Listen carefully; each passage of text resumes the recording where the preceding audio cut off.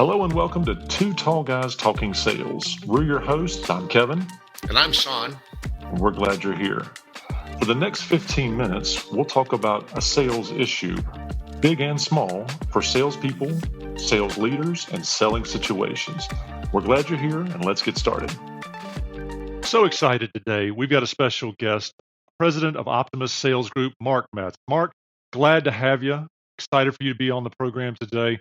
Sean and I are always glad to have some of our peers from other parts of the U.S. that are professional outsourced sales officers. Marc, glad to have you. Yeah, thank you very much. It's great to be here, and I think we're going to enjoy it. And as we were preparing for this, you brought up a really interesting topic that we don't cover a lot. So let's just dive headlong into this. Let's talk about business transitions, generation one, or the founder to the next iteration of the business cycle. Marc, what's inside your mind on this topic? So I see this all the time, and there's three different ways I see businesses transition. The first one is they sell to another individual through a broker or find them somehow, and the other individual comes in, takes over the business, puts their flavor and spin on things, and off it goes. Number two, family members, sons, daughters, brothers, it's all over the map. And that has special challenges as well. I love that concept. I like getting involved with that and trying to help make those successful. And then number three, employee stock ownership programs where they sell to the employees and they keep a piece of it maybe or not, or transition out over time. What's interesting is in the last 3 or 4 years, I've been involved in all three, and it's very fun. I mean, there's different challenges, but there's a lot of the same challenges also. Thank you once again, Marc, for being on the program. This will be great. I love this topic. I just want to dig in a little bit. We'll try to get to all three, but let's at least talk about one of them. Let's talk about the business owner that's trying to sell their company out on the public market. They're trying to find an external buyer using a business broker or whatever to make that happen. What do you see as some of the challenges that happen either before the sale or maybe right after the sale as well? Okay. There's several. I mean, before the sale, typically these owners way overvalue the company. That's the first thing that happens. So they've got to go through that shock when they get with a broker or have a valuation done.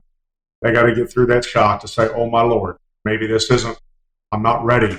So that has to be the first thing that happens. Okay, I can make it work at this price, whatever it is. Once they do that, they have to understand they got to look at their sales situation, because that's what a lot of companies, what the revenues look like. That's how the multiples are generated, revenues, profits, things like that. Then they got to come back and say, well, you know what? I'm the number one salesperson. I'm 60% of this company's sales. And they don't realize, and they have to, another realization is they have to have a sales process and a sales system in place that will thrive and keep this company moving forward without them.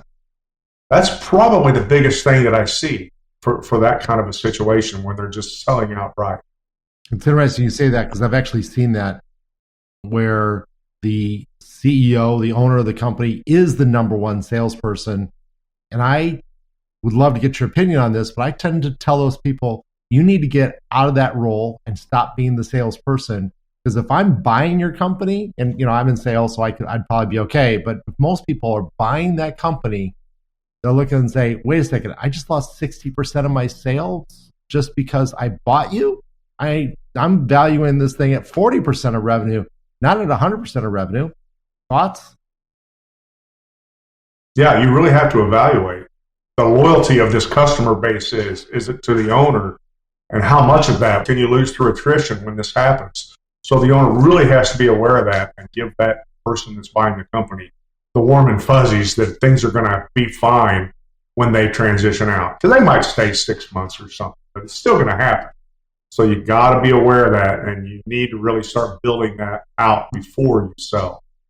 So you've said you've been through this a number of times. So I'm really curious to relate some of your experiences to the listening audience.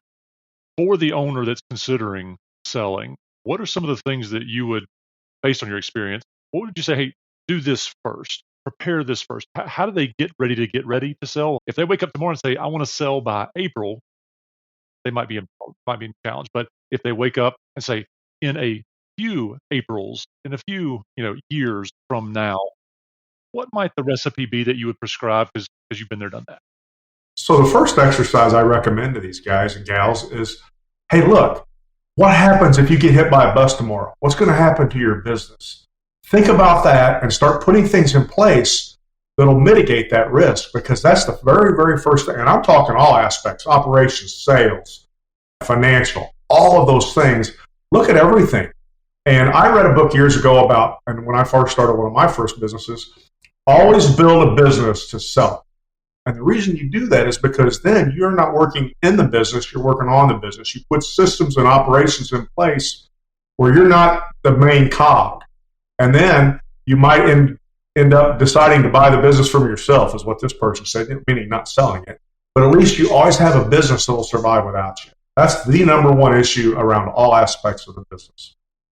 Interesting. So I'm imagining there's probably also a shift, and we probably all have stories about this, but when does the owner, founder, leader make that shift from I must sell to I must get someone else to sell so that I can sell the business? Like sell the product versus sell the business. Is there a tipping point?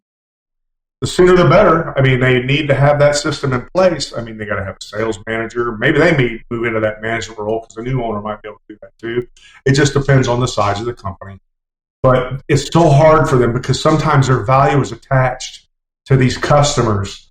Their own personal worth or value, whatever you want to call it, ego is attached to selling and taking care of and being the person that saves the day. And they've got to get out of that mindset and let that transition to other people. Just like a superstar salesperson, that they move into sales management has to make that same thing. They got to say, now it's not me, it's them. And I've got to be focusing my effort on making them successful. And if they can do that, then they're gonna be okay. So I want to build on this topic a little bit more. Let's play the scenario out.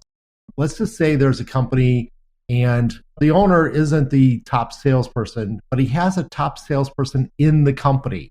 Maybe it's even a family member, but let's just play that it's not a family member. It's just a good employee, been around, been very loyal to the company. 30, 40, 50%, maybe 60% of the revenue of the company is coming through that one salesperson. A couple other junior salespeople are doing the other 30 or 40%. And now you're trying to sell that. So I'm foreseeing a problem of, if I'm a buyer of that business, I'm saying, well, how loyal is that one salesperson? Because a lot of my revenue is tied to that one salesperson. Do I want to take that risk? So if I'm 3-4 years out of selling my company, how do you fix that problem? Not by cutting that salesperson down in revenue, but by building everybody else up. So give me some thoughts on that. You're a sales leader, so give us some thoughts on how you do that. It's so funny you asked this. I just had this happen. I've had a client for 5 years, which is kind of strange for us, but a 5-year client helped this guy turn the company around, the owner. The owner is absolutely not a salesman at all. He couldn't sell, so he doesn't have one account, one sale, nothing. And that's fine because he couldn't do it. But he has one salesperson that is that guy. And I've been the sales leader. That's been my role. So what I did was, I've been working with this kid, and I told him, I said, look, this is an opportunity for you, being the number one salesman. Are you interested in growth? Maybe becoming a sales leader, selling sales leader, something. That's about their size. I said, where are you going to go with this? I said, I can see a new buyer coming in and making this an opportunity for you, not a detriment. Plus, the other salespeople, we are putting processes in place and things like that to help them. But the problem is, we just hired them. That's too new to really do anything. What the previous owner said, everything is a house account other than what this guy was doing, which was not good. But he wouldn't hire. He said, I'm selling the company. Why would I hire anybody? And I'm like, oh, please, you don't understand what's going on. Did find a buyer. The buyer did talk to me. So he was like, what's this guy selling, man? I'm like, because the guy can't, he just even asked the guy, what's the value of your company? Why would somebody else buy from you? Why would companies buy from you versus someone else? You know what the owner said? There's no reason. We don't really have any. And I'm like, I know exactly what your value prop is. We built it. It's in, you have it. The guy doesn't, he just didn't get it. So, but I took that as an opportunity with this good salesperson. He's probably 60% of the company sales. I said, this can be an opportunity for you. That's kind of what I need to tell him as a sales leader. Hopefully the current owner can do the same thing, but you're selling to them too. You have to say, this is an opportunity. Don't know where this could take you, but it can be a good opportunity for you in this transition. We just got to play it right. So when we're talking about those kinds of transitions, that's a lot of beyond a typical sequence or framework. That's really getting into the gray matter of how businesses are sold. So I'm imagining in our audience, we've got owners, we've got sales leaders, we've got salespeople listening to that. So let's break that down and kind of lean into, well, how does a salesperson contribute to a sale differently than a sales leader? Because I think that the interplay there is, how is the infrastructure managed so others outside the organization can see the value of the business? I mean, so it's kind of all starts at the sales leader, owner. What kind of infrastructure are we putting in here? What are we putting in place? How are we supporting you? When you're managing a sales team, the whole idea is, how do we make you more successful? What's getting in your way, and how do we remove those barriers? As a salesperson, they typically don't know a transition's coming down. I've got another client right now who is selling his company. He just found a buyer. They're going through due diligence. The sales team does not have a clue, right? What we have to do is prepare for when that announcement is made so they don't go crazy, freak out, and find something else to do. It's a transition plan, just like anything else. Everything needs a transition plan. What are we going to tell these people when the new buyers come in that's going to not affect their lives adversely, could make it an opportunity for them? So that's from the salesperson's perspective.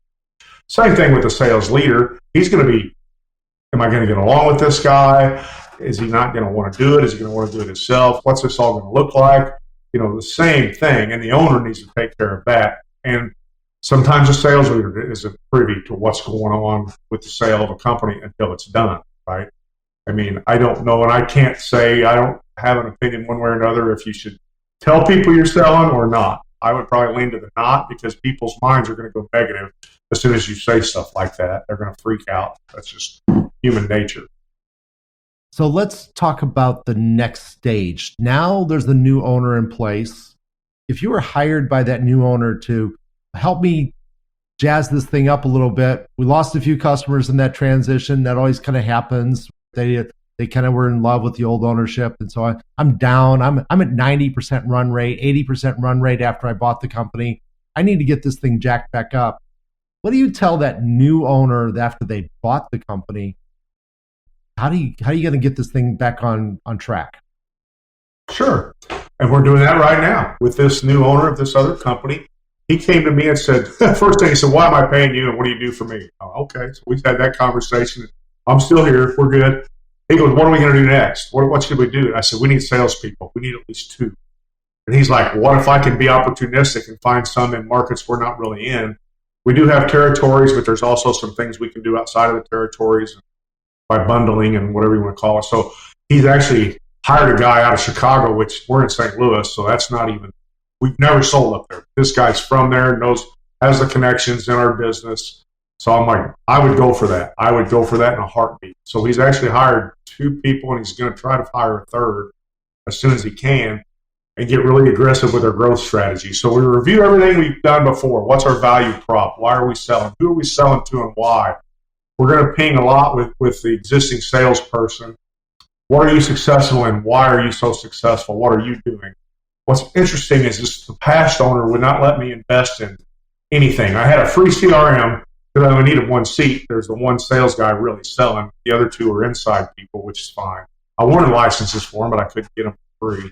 But it was so limited. The first thing we're doing is spinning up a CRM. We got to get the owner some information so he's confident and comfortable with what the sales team's doing. I mean, a lot of things that we didn't do that we should have done with the other owner are happening now.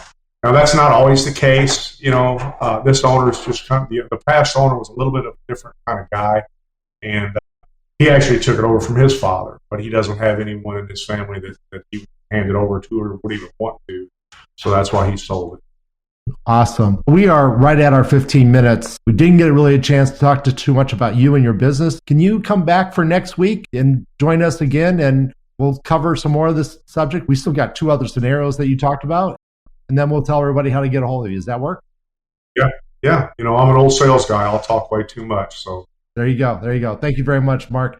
And everybody out there in podcast land, look for us next week when we talk to Mark once again about selling your company, getting your company ready to sell, making that transition after the sale is happening. And we'll talk more about that with Mark. Thank you very much for your time, Mark. Thank you very much for joining us on this podcast of Two Tall Guys Talking Sales. We hope that we were able to share some valuable insight, valuable knowledge with you to make your selling adventures easier and more successful. Please join us every week. We drop these on Tuesday afternoon at 4:30 p.m. Eastern Time. Please subscribe to us in your favorite podcast player. Also, please join us on LinkedIn, where we do a CEO workshop. And that CEO workshop is dedicated monthly to big questions that CEOs are having and how to grow their business and drive sales. You can find us on LinkedIn. Just search for Two Tall Guys Talking Sales. Thank you very much. Have a great day.